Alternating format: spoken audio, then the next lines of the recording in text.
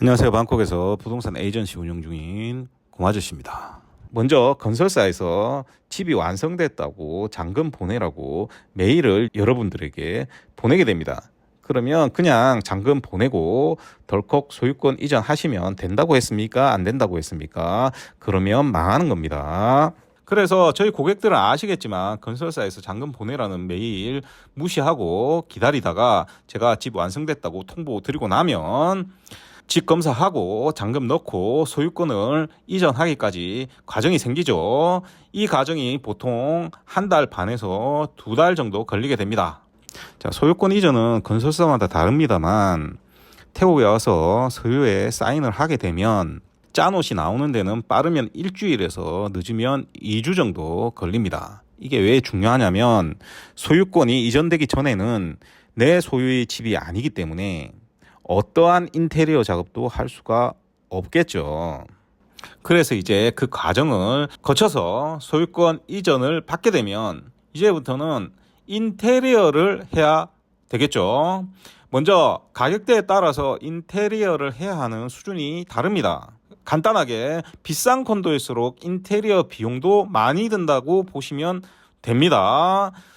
자, 따라서 오늘 다루는 내용은 10억대 이하의 콘도에 한해서만 적용되는 내용이라고 보시면 되겠습니다. 대부분 이 범위 안에서 콘도를 구매하시고 있기 때문에 대부분이 적용된다고 보시면 되겠습니다.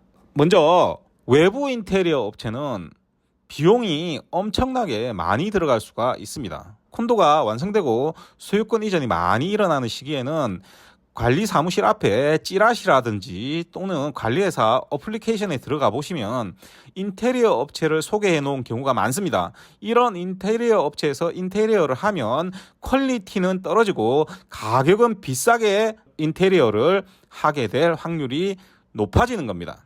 제가 여러 번 말씀드렸지만 저희에게도 인테리어 업체에서 많은 제안이 들어오고 있고 커미션도 15% 이상 준다는 곳 널렸다고 말씀드렸습니다. 간단하게 왜 이 인테리어 회사들을 콘도 사무실에서 소개하고 있는지 생각해 보시면 됩니다. 심지어 가격이 아주 높은 콘도들은 이런 경우가 없습니다.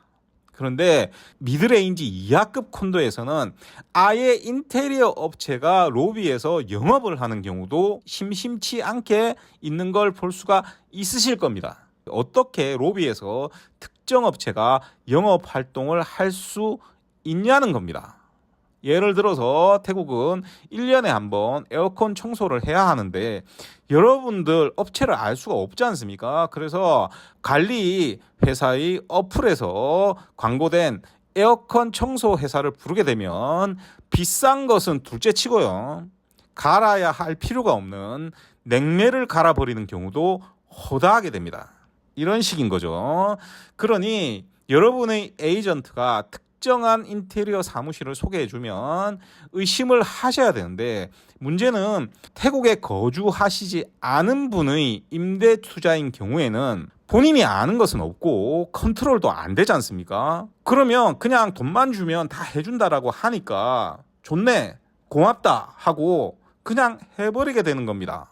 태국은 인테리어 시스템이 굉장히 잘 되어 있습니다. 다만 모든 걸 발로 뛰어야만 저렴하게 할 수가 있게 되는 겁니다. 저는 10억대 이하의 경우에는 외부 인테리어 회사에 맡기는 경우가 아예 없습니다. 20억 이상 넘어가는 아주 고급 콘도의 경우에도 제 고객들은 이미 경험하셔서 아시겠지만 선택권을 엄청나게 다양하게 드립니다. 그래서 저는 외부의 사설 인테리어 사무실이 아니라 가구사의 인테리어 팀이 있습니다. 이 인테리어 팀과 거래를 하게 됩니다. 이렇게 외부 인테리어 사무실과 똑같이 디자인 전부 받아서 외부 인테리어 회사처럼 대부분 빌트인으로 인테리어를 설계하게 됩니다. 다만 일단 이런 식으로 디자인을 받아서 빌트인을 한다라고 해도 필요 없는 부분은 계속해서 조율해서 빼야 됩니다. 거실에 TV 다이 같은 경우에 벽면 쪽으로 부착물을 과도하게 붙이게 되면 면적은 좁아지게 되고요. 이 부분을 설치하는 데 드는 비용은 굉장히 높아지게 됩니다. 그래서 쓸데없는 부분은 전부 다 빼야 됩니다. 자, 그런데 그냥 사설 인테리어 업체에 얘기하면 그런 조율이 있을 수가 없습니다. 빌트인 이외의 소품들은 색깔에 맞게 직접 가서 전부 가격 확인하고 골라야 비용을 줄일 수가 있고요. 훨씬 예쁘고 퀄리티 높게 인테리어를 할 수가 있습니다. 자, 그런데 이걸 전부 확정만 하려고 해도 이사 한번 해보신 분들은 아시겠지만 전부 발로 뛰어다녀야 하는 겁니다. 투베드룸 기준으로 제가 가구사에만 직접 최소 5번 이상 가야 되고요. 한 번 가면 3, 4시간 이상 시간 소모가 되게 됩니다. 그러면 반나절은 꼬박 이 가구사에 있어야 되겠죠. 당연히 인테리어를 디자인하는 사람이 콘도에 와서 치수를 전부 재서 가야 되겠죠. 그러니까 그 치수재는 몇 분 때문에 또 콘도에 가서 문 열어줘야 됩니다. 그리고 제 협력업체 커튼 제작 사무실은 방콕에 있는 다수 콘도 쇼룸 제작하시는 분이 하시는 사무실입니다. 당연히 커튼 제작하기 전에 콘도에 와서 치수를 일일이 재야 되겠죠. 그러면 여러분 상식적으로 커튼만 하는데 몇 번 가야 될까요? 80제곱미터 정도 되는 집이라면 인테리어 공사하는 데만 일주일 정도 걸립니다. 그러면 매일 가야 되는 겁니다. 그리고 이 정도 크기면요, 벽지 바르는 데만 이틀 걸립니다. 심지어 방콕 콘도는 주말하고 저녁 6시 이후에는 작업도 못합니다. 매일 가서 일일이 문 열어주고 끝나면 제대로 됐는지 확인하고 문 닫아야 되고요. 그렇게 해도 100% 문제가 생깁니다. 그래서 하자 보수 제대로 하고 완성되려면 또 몇 번은 해당 콘도에 가야 되는 거죠. 당장 가구, 벽지, 커튼 하는 데만 몇 번 가야 되는지 생각을 해 보십시오. 여기서 끝나는 것이 아닙니다. 가구 설치 끝나고 나면 매트리스 경우에는 한 푼이라도 아끼기 위해 매트리스 상설 매장에 가서 고르게 되고요. 가전제품, TV, 세탁기, 냉장고, 온수기, 청소기 매장 가서 일일이 지금 할인하는 품목 확인해서 삽니다. 심지어 세탁기와 냉장고는 콘도마다 규격이 있어서 아무거나 사서도 안 됩니다. 그리고 임대에 놓으려면 여러 가지 소품도 필요하게 되는데 그거 일일이 가서 사야 되겠죠. 이것 전부 제 고객들이 하는 일이 아니라 저와 제 직원들이 하는 겁니다. 제 고객들은 저와 가끔 통화하고 문자하고 결제만 하시면 됩니다. 그러니 제 고객들도 제가 어디에 몇 번 가서 이 일을 하고 있는지 모릅니다.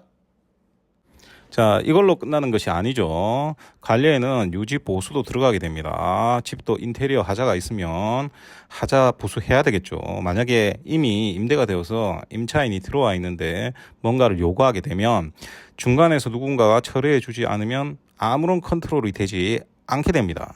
자, 그런데 여기서 또 끝나는 거에 아니죠.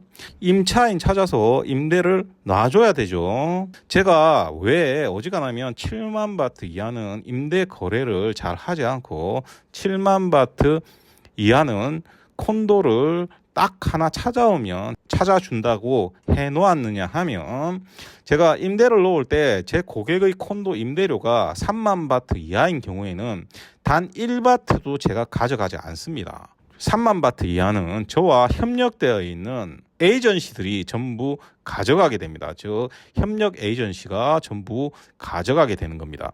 3만 1000바트가 임대료면 1000바트가 제 몫입니다. 왜 그렇게 하냐면 이렇게 해야 빨리 구해줍니다.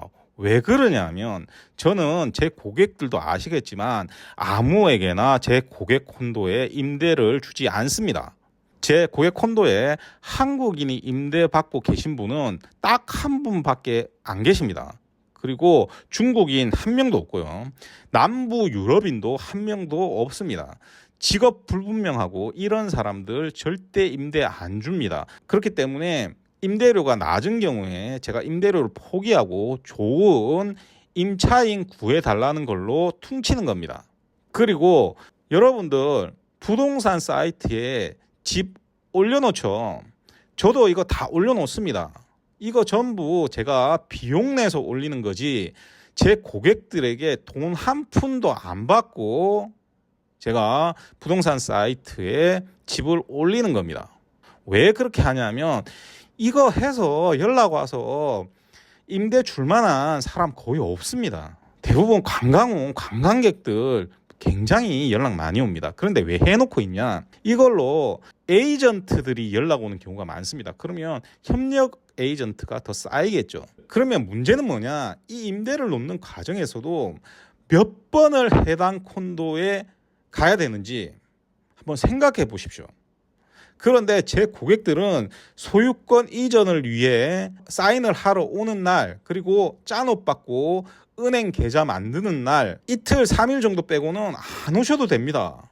왜냐하면 제가 다 하니까요. 심지어 1년에 한 번 있는 주민회의도 제가 참석합니다. 어떤 콘도에 에어비앤비 문제가 많아서 제가 주민회의 참석해서 카드 사용 금지시키자고 연설했던 사례나, 콘도 관리 사무실에 관리 문제가 있으면 사흘이 멀다 하고 찾아간 사례, 이미 제가 말씀드려서 아시는 분도 계실 겁니다.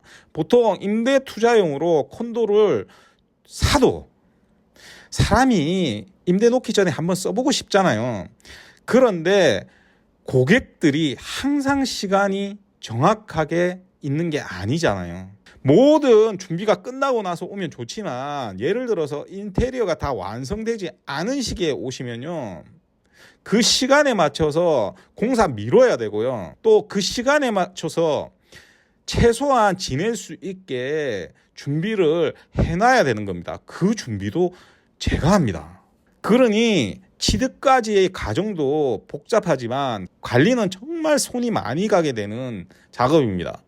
한 콘도 프로젝트에 제가 10채 이상 어지간하면 팔지를 않습니다. 그 이유가 뭐냐면, 여러분 생각을 해보십시오. 준공이 되면 비슷한 시기에 집들이 전부 완성이 되는데, 이 집들을 TV 하나만 넣어도 10군데를 다 따로 가야 되는 겁니다. 즉 같은 시기 몇 달 동안 10집을, 이 과정들을 전부 따로따로 해야 된다고 생각을 해보십시오. 그런데 이 모든 과정을 하면서 제가 지금껏 아무런 커미션도 비용도 받지 않고 있습니다. 당장 유류비나 차비만 해도 얼마나 많이 들겠습니까? 부동산 사이트 공짜 아니라고 말씀드렸죠. 한번 움직이기 시작하면요, 1시간 이상 차에서 보내는 게 기본인 도시가 방콕입니다. 그런데 기름값 하나 제가 받지 않고 이 일을 해주고 있습니다. 그래서 제 고객들 중에는 1년에 얼마라도 받으세요 하는 분들 굉장히 많습니다. 그리고 이렇게 관리를 하고 있기 때문에 제가 상담을 해보고 아니다 싶으면 천만금이 있는 사람이라도 거래를 안 하는 겁니다. 이 과정에서 투자자는 방콕에 오지 않기 때문에 피드백이 굉장히 중요하겠죠. 그런데 경험상 이거 안 되는 사람 굉장히 많습니다. 제가 경고를 2번 이상 안 합니다. 그런데 한 번 경고하고 2번째도 지켜지지 않으면 이제부터 직접 하라고 합니다. 그러면 그 자체도 굉장히 괴로운 일입니다. 그래서 애초에 좋은 사람과 거래를 하면 불편한 일을 안 겪어도 된다는 것을 체득을 해서 그렇게 하는 겁니다. 그래서 아니다 싶으면 20억짜리 문의 들어와도요, 거래 안 합니다. 그리고 마지막으로 제가 여러분들에게 자신 있게 말씀드립니다. 저처럼 콘도 이것저것 따져서 골라서 제공하는 사람 없습니다. 상담원 자금 때 투자할 만한 콘도 지금 없으면요, 그분 다른 곳에 가서 합니다. 그거 알면서도 저는 팔지 않는 겁니다. 그래서 지금 할 곳 없다, 그리고 기다리세요 라고 대놓고 얘기하는 겁니다. 이런 사람 없습니다. 이렇게 계약 취득, 인테리어 임대 관리해주고 관리비 명분으로 돈 한 푼 안 받는 사람 방콕에 없습니다. 그리고 제 직원들은 전부 다 알고 있습니다. 제가 적어도 태국에 와서는 이 일에 얼마나 진심인지 제 직원들은 알고 있습니다. 제가 그렇게 가르쳤기 때문에 제 직원들은 알고 있습니다. 예전에 제 직원이 인테리어를 하는 도중에 볼트 하나 잘못 선택했다가 제가 뭐라고 해서 울고 그만둔 적이 있습니다. 그때 굉장히 미안했습니다만 제가 마지막으로 했던 말, 이 집 내 집이면 네 마음대로 해도 된다. 그런데 이 집 내 집이 아니다. 그러니까 네 마음대로 편한 대로 하면 안 된다. 이거였습니다. 자, 이상으로 오늘도 들어주셔서 대단히 감사드리고요. 이상 저는 방콕에서 고마저씨였습니다.